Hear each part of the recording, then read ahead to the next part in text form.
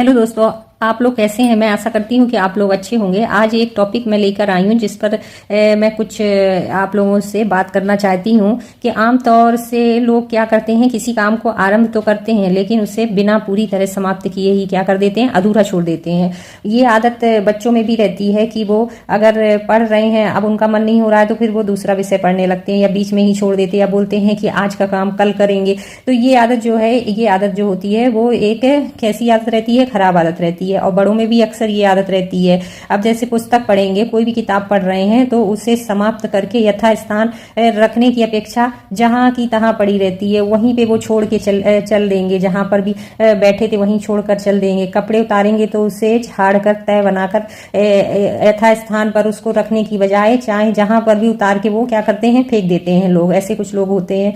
तो अब पानी पिएंगे तो खाली गिलास को उसके जो नियत स्थान है वहां पर उसको रखना चाहिए, लेकिन क्या करेंगे, वो नियत स्थान पर रखकर तब रखना चाहिए, लेकिन वो क्या करेंगे कि दूसरे काम में व्यस्त हो जाएंगे वहीं पर छोड़ के। तो ये एक आदत जो है वो आगे चलकर हमें क्या होती है, हमारे लिए दुखदाई रहती है। काम को पूरी तरह समाप्त किए बिना उसे अधूरा छोड़कर चल देना जो है स्वभाव का एक भारी दोष होता है।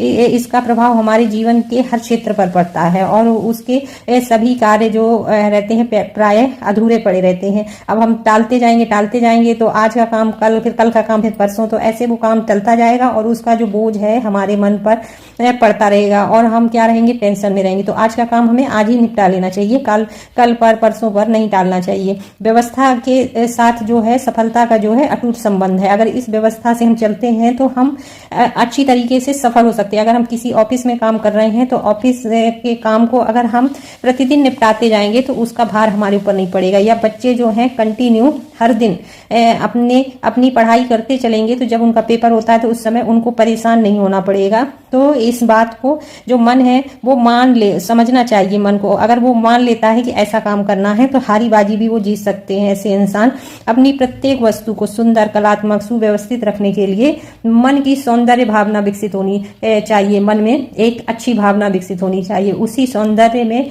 व्यक्तित्व का जो है सम्मान छिपा हुआ है। ठीक है।